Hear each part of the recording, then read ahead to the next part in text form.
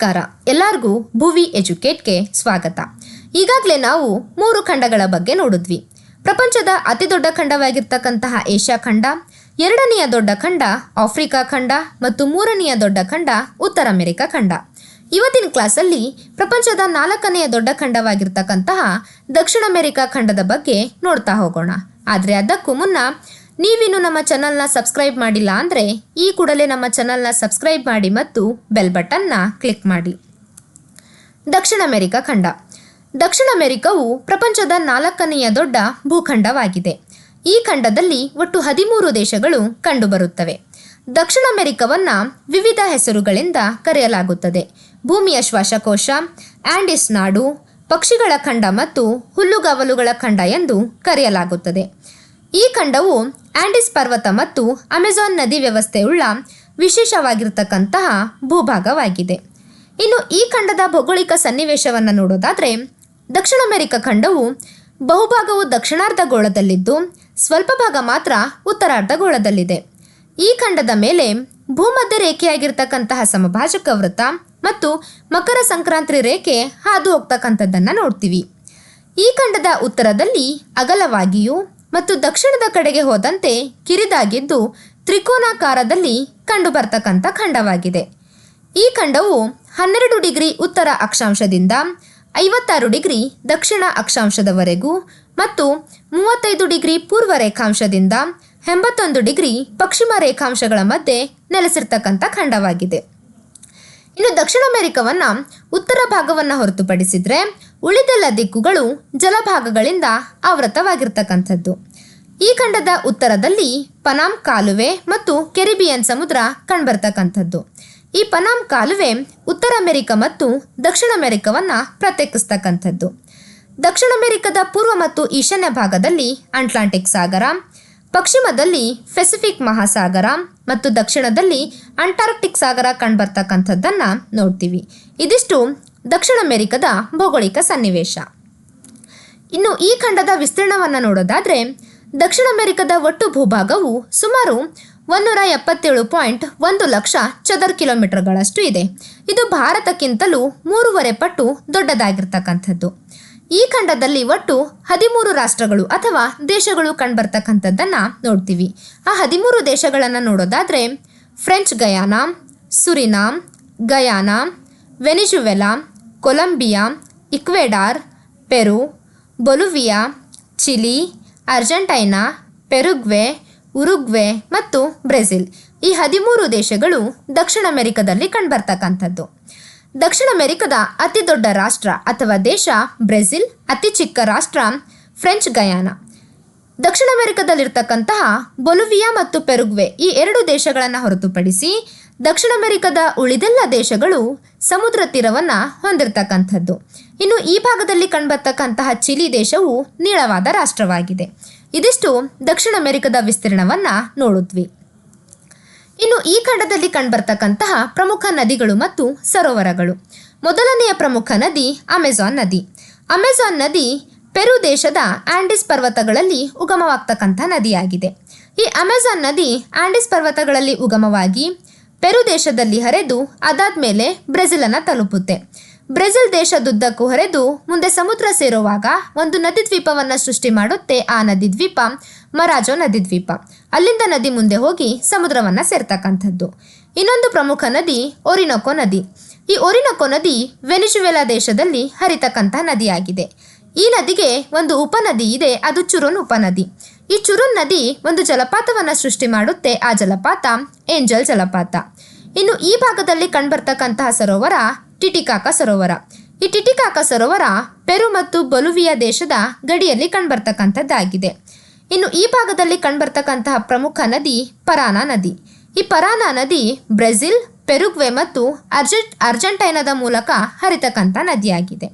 ಈ ಎಲ್ಲ ನದಿಗಳನ್ನು ಒಂದೊಂದಾಗಿ ನೋಡ್ತಾ ಹೋಗೋಣ. ಮೊದಲಿಗೆ ಅಮೆಜಾನ್ ನದಿ.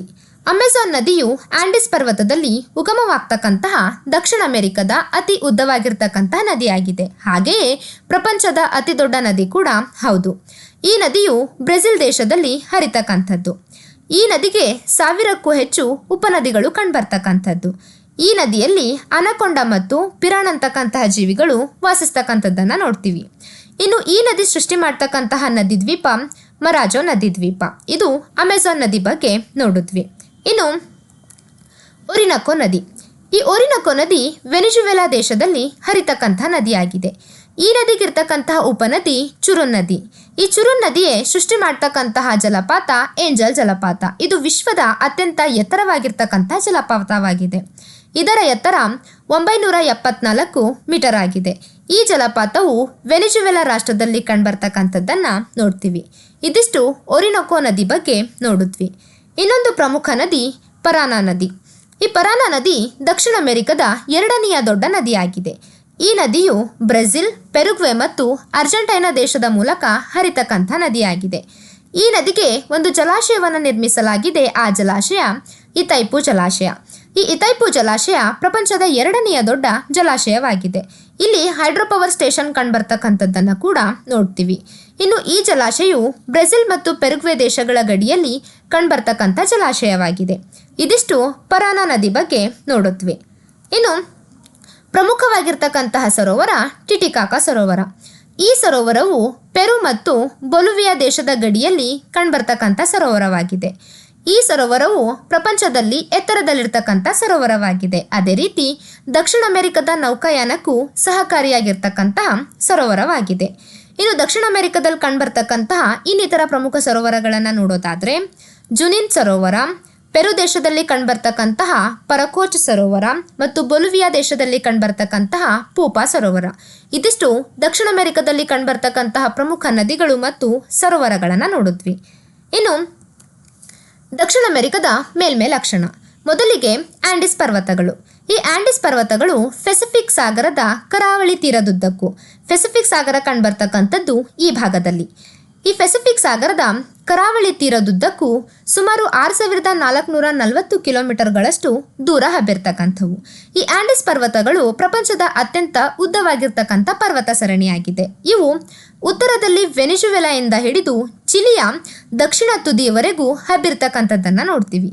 ಈ ಆಂಡಿಸ್ ಪರ್ವತಗಳು ಯಾವ ದೇಶದಲ್ಲಿ ಹಬ್ಬಿವೆ ಅಂತ ನೋಡೋದಾದರೆ ಮೊದಲಿಗೆ Venezuela, Colombia, Ecuador, Peru, Bolivia, Chile ಮತ್ತು ಅರ್ಜೆಂಟೈನಾ ಇಷ್ಟು ದೇಶದಲ್ಲಿ ಆಂಡಿಸ್ ಪರ್ವತಗಳು ಹಬ್ಬಿರ್ತಕ್ಕಂಥದ್ದು. ಇನ್ನು ಈ ಆಂಡಿಸ್ ಪರ್ವತದಲ್ಲಿರ್ತಕ್ಕಂಥ ಎತ್ತರವಾಗಿರ್ತಕ್ಕಂತಹ ಶಿಖರ ಮೌಂಟ್ ಅಕೋನ್ಕಾಗುವಾ. ಈ ಮೌಂಟ್ ಅಕೋನ್ಕಾಗುವಾ ಕಂಡುಬರ್ತಕ್ಕಂಥದ್ದು ಅರ್ಜೆಂಟೈನಾ ದೇಶದಲ್ಲಿ. ಇದು ಸಮುದ್ರ ಮಟ್ಟದಿಂದ 22,841 ಅಡಿ ಎತ್ತರದಲ್ಲಿರ್ತಕ್ಕಂಥ ಶಿಖರವಾಗಿದೆ. ಇದಿಷ್ಟು ಆಂಡಿಸ್ ಪರ್ವತದ ಬಗ್ಗೆ ನೋಡಿದ್ವಿ. ಇನ್ನು ಪೂರ್ವದ ಎತ್ತರ ಪ್ರದೇಶಗಳು.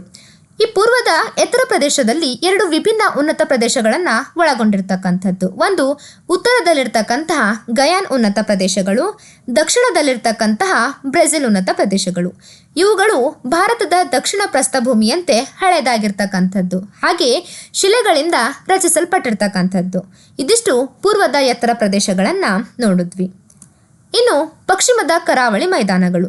ಪಶ್ಚಿಮದ ಕರಾವಳಿ ಮೈದಾನ ಕಂಡುಬರ್ತಕ್ಕಂಥದ್ದು ಈ ಭಾಗದಲ್ಲಿ.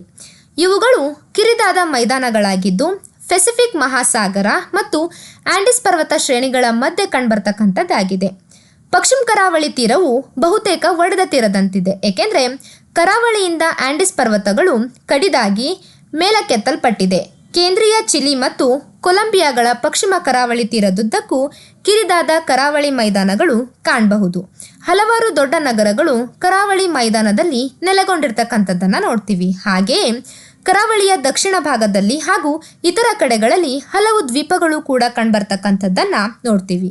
ಹಾಗಾದರೆ ಯಾವ ದ್ವೀಪಗಳು ಕಂಡುಬರುತ್ತೆ ಅಂತ ನೋಡ್ತಾ ಹೋಗೋಣ. ಮೊದಲಿಗೆ ಗ್ಯಾಲಪಗೋಸ್ ದ್ವೀಪಗಳು. ಈ ಗ್ಯಾಲಪಗೋಸ್ ದ್ವೀಪಗಳು ಕಂಡುಬರ್ತಕ್ಕಂಥದ್ದು ಈ ಭಾಗದಲ್ಲಿ. ಈ ದ್ವೀಪವು ಇಕ್ವೆಡಾರ್ ರಾಷ್ಟ್ರಕ್ಕೆ ಸಮೀಪದಲ್ಲಿರ್ತಕ್ಕಂಥದ್ದು. ಸಮಭಾಜಕ ವೃತ್ತದ ಮೂಲಕ ಹಾದು ಹೋಗ್ತಕ್ಕಂಥದ್ದು. ಈ ದ್ವೀಪದಲ್ಲಿರ್ತಕ್ಕಂತಹ ಆಲಿವ್ ರೆಡ್ಲಿ ಆಮೆಗಳೇನಿದೆ ಅಲ್ವಾ, ಇದು ಭಾರತದ ಒಡಿಸ್ಸಾ ರಾಜ್ಯದ ಗಹಿರ್ಮಾತಾ ರಾಷ್ಟ್ರೀಯ ಉದ್ಯಾನವನಕ್ಕೆ ವಲಸೆ ಬರ್ತಕ್ಕಂಥದ್ದನ್ನು ನೋಡ್ತೀವಿ. ಇದು ಗ್ಯಾಲಪಗೋಸ್ ದ್ವೀಪ. ಇನ್ನೊಂದು ಪ್ರಮುಖವಾಗಿರ್ತಕ್ಕಂತಹ ದ್ವೀಪ ಫಾಲ್ಕ್ಲ್ಯಾಂಡ್ ಮತ್ತು ಸೌತ್ ಜಾರ್ಜಸ್ ದ್ವೀಪಗಳು. ಆ ದ್ವೀಪಗಳು ಕಂಡುಬರ್ತಕ್ಕಂಥದ್ದು ಈ ಭಾಗದಲ್ಲಿ. ಈ ದ್ವೀಪಗಳು ಅಟ್ಲಾಂಟಿಕ್ ಸಾಗರದಲ್ಲಿದ್ದು ಯುನೈಟೆಡ್ ಕಿಂಗ್ಡಮ್ಗೆ ಸೇರಿರ್ತಕ್ಕಂಥದ್ದು. ಮತ್ತೊಂದು ಪ್ರಮುಖ ದ್ವೀಪ ಈಸ್ಟರ್ ದ್ವೀಪಗಳು. ಇದು ಪೆಸಿಫಿಕ್ ಮಹಾಸಾಗರದಲ್ಲಿ ಕಂಡುಬರ್ತಕ್ಕಂಥದ್ದು. ಇವು ಚಿಲಿ ರಾಷ್ಟ್ರದ ಅಧೀನದಲ್ಲಿರ್ತಕ್ಕಂಥದ್ದನ್ನ ನೋಡ್ತೀವಿ.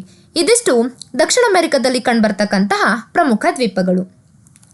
ಇನ್ನು ಈ ಖಂಡದಲ್ಲಿ ಕಂಡುಬರ್ತಕ್ಕಂತಹ ಪ್ರಮುಖ ಜಲಸಂಧಿ ಮತ್ತು ಕಾಲುವೆಯನ್ನು ನೋಡೋಣ. ಮೊದಲಿಗೆ ಜಲಸಂಧಿ ಕಂಡುಬರ್ತಕ್ಕಂಥದ್ದು ಈ ಭಾಗದಲ್ಲಿ. ಆ ಜಲಸಂಧಿಯೇ ಮೆಗಲನ್ ಜಲಸಂಧಿ. ಈ ಮೆಗಲನ್ ಜಲಸಂಧಿ ಏನಿದೆ ಅಲ್ವಾ, ಇದು ಚಿಲಿ ದೇಶ ಮತ್ತು ಅರ್ಜೆಂಟೈನಾ ದೇಶದ ಫ್ಯೂಗಸ್ ಅನ್ನ ಪ್ರತ್ಯೇಕಿಸ್ತಕ್ಕಂಥದ್ದು. ಹಾಗೆ ದಕ್ಷಿಣ ಅಟ್ಲಾಂಟಿಕ್ ಮತ್ತು ದಕ್ಷಿಣ ಪೆಸಿಫಿಕ್ ಅನ್ನ ಸಂಪರ್ಕ ಕಲ್ಪಿಸ್ತಕ್ಕಂಥ ಜಲಭಾಗವಾಗಿದೆ. ಅದೇ ಮೆಗಲನ್ ಜಲಸಂಧಿ. ಇನ್ನು ಈ ಭಾಗದಲ್ಲಿ ಕಂಡುಬರ್ತಕ್ಕಂಥದ್ದು ಪನಾಮ್ ಕಾಲುವೆ. ಈ ಕಾಲುವೆ ಉತ್ತರ ಅಮೆರಿಕ ಮತ್ತು ದಕ್ಷಿಣ ಅಮೆರಿಕವನ್ನು ಪ್ರತ್ಯೇಕಿಸ್ತಕ್ಕಂಥದ್ದು. ಹಾಗೆ ಉತ್ತರ ಪೆಸಿಫಿಕ್ ಮತ್ತು ಉತ್ತರ ಅಟ್ಲಾಂಟಿಕ್ ಅನ್ನ ಸಂಪರ್ಕಿಸ್ತಕ್ಕಂಥದ್ದಾಗಿದೆ. ಇದು ಪ್ರಮುಖ ಜಲಸಂಧಿ ಮತ್ತು ಪ್ರಮುಖ ಕಾಲುವೆಯನ್ನ ನೋಡಿದ್ವಿ. ಇನ್ನು ದಕ್ಷಿಣ ಅಮೆರಿಕದ ವಾಯುಗುಣವನ್ನು ನೋಡೋಣ. ದಕ್ಷಿಣ ಅಮೆರಿಕದ ಪಶ್ಚಿಮ ಭಾಗದಲ್ಲಿರ್ತಕ್ಕಂಥ ಆಂಡಿಸ್ ಪರ್ವತಗಳು ಈಗಾಗಲೇ ನೋಡಿದ್ವಿ. ಈ ಆಂಡಿಸ್ ಪರ್ವತಗಳು ಪಶ್ಚಿಮದುದ್ದಕ್ಕೂ ಹಬ್ಬಿದ್ದು ಕರಾವಳಿ ಅಂಚಿನಲ್ಲಿ ಬೀಸ್ತಕ್ಕಂತಹ ಮಾರುತಗಳು ವಾಯುಗುಣ ಭಾಗದ ಕಡೆಗೆ ಮಳೆಯನ್ನು ತರುತ್ತವೆ. ಆದರೆ ಆಂಡಿಸ್ ಪರ್ವತದ ಪೂರ್ವ ಭಾಗದಲ್ಲಿ ಮಳೆ ನೆರಳಿನ ಪ್ರದೇಶವಾಗಿದ್ದರಿಂದ ಪೂರ್ವ ಭಾಗಕ್ಕೆ ಕಡಿಮೆ ಮಳೆ ಬೀಳ್ತಕ್ಕಂಥದ್ದನ್ನು ನೋಡ್ತೀವಿ. ಇನ್ನು ದಕ್ಷಿಣ ಅಮೆರಿಕದ ಪಶ್ಚಿಮ ಕರಾವಳಿಯ ಹಂಬೋಲ್ಟ್ ಅಂತಕ್ಕಂಥ ಶೀತ ಪ್ರವಾಹದ ಕಾರಣದಿಂದ ಉಷ್ಣತೆಯು ಕಡಿಮೆಯಾಗಿ ಶುಷ್ಕ ವಾಯುಗುಣದ ರಚನೆಯಾಗಿ ಉಷ್ಣ ಮರುಭೂಮಿಯು ಚಿಲಿ ಮತ್ತು ದಕ್ಷಿಣ ಪೆರುವಿನ ಕೆಲವು ಭಾಗದಲ್ಲಿ ಹಬ್ಬಿರ್ತಕ್ಕಂಥದ್ದು. ಆ ಮರುಭೂಮಿಯೇ ಅಟಕಾಮ್ ಮರುಭೂಮಿ. ಈ ಅಟಕಾಮ್ ಮರುಭೂಮಿ ಏನಿದೆ ಅಲ್ವಾ, ಇದು 400 ವರ್ಷಗಳಿಂದ ಮಳೆ ರಹಿತ ಪ್ರದೇಶವಾಗಿದೆ. ಇಲ್ಲಿ ಆಪ್ಟಿಕಲ್ ಫೈಬರ್ ಟೆಲಿಸ್ಕೋಪ್ ಕೂಡ ಅಳವಡಿಸಲಾಗಿರ್ತಕ್ಕಂಥದ್ದನ್ನು ನೋಡಿದ್ವಿ. ಇದಿಷ್ಟು ನಾವು ದಕ್ಷಿಣ ಅಮೆರಿಕದ ಬಗ್ಗೆ ನೋಡಿದ್ವಿ. ಇನ್ನು ದಕ್ಷಿಣ ಅಮೆರಿಕ ಖಂಡದ ವಿಶೇಷ ಅಂಶಗಳನ್ನು ನೋಡ್ತಾ ಹೋಗೋಣ. ಮೊದಲಿಗೆ ದಕ್ಷಿಣ ಅಮೆರಿಕದ ಅತಿ ದೊಡ್ಡ ರಾಷ್ಟ್ರ ಬ್ರೆಜಿಲ್, ಅತಿ ಚಿಕ್ಕ ರಾಷ್ಟ್ರ ಫ್ರೆಂಚ್ ಗಯಾನ್. ಇನ್ನು ಅತಿ ಎತ್ತರವಾಗಿರ್ತಕ್ಕಂತಹ ಜಲಪಾತ ಏಂಜಲ್ ಜಲಪಾತ, ಇದು ವೆನಿಜುವೆಲಾ ರಾಷ್ಟ್ರದಲ್ಲಿ ಕಂಡುಬರ್ತಕ್ಕಂಥದ್ದು. ಅತಿ ದೊಡ್ಡ ಹುಲ್ಲುಗಾವಲು ಪಾಂಪಾಸ್ ಹುಲ್ಲುಗಾವಲು. ಅತಿ ಉದ್ದವಾಗಿರ್ತಕ್ಕಂತಹ ಪರ್ವತ ಸರಣಿ ಆಂಡಿಸ್ ಪರ್ವತ ಸರಣಿ. ಅತಿ ಎತ್ತರವಾದ ಪರ್ವತ ಮೌಂಟ್ ಅಕಾಂಗುವಾ, ಇದು ಆಂಡಿಸ್ ಪರ್ವತ ಸರಣಿಯಲ್ಲಿ ಕಂಡುಬರ್ತಕ್ಕಂಥದ್ದು. ಇನ್ನು ಅತಿ ದೊಡ್ಡ ನದಿ ಅಮೆಜಾನ್ ನದಿ. ಅತಿ ದೊಡ್ಡ ಮರುಭೂಮಿ ಅಟಕಾಮ ಮರುಭೂಮಿ. ಇದಿಷ್ಟು ದಕ್ಷಿಣ ಅಮೆರಿಕ ಖಂಡದ ಬಗ್ಗೆ ನೋಡಿದ್ವಿ. ಈ ಕ್ಲಾಸ್ ನಿಮಗೆ ಇಷ್ಟ ಆಗಿದ್ರೆ ಲೈಕ್ ಮಾಡಿ, ಶೇರ್ ಮಾಡಿ ಮತ್ತು ಸಬ್ಸ್ಕ್ರೈಬ್ ಮಾಡಿ. Thank you.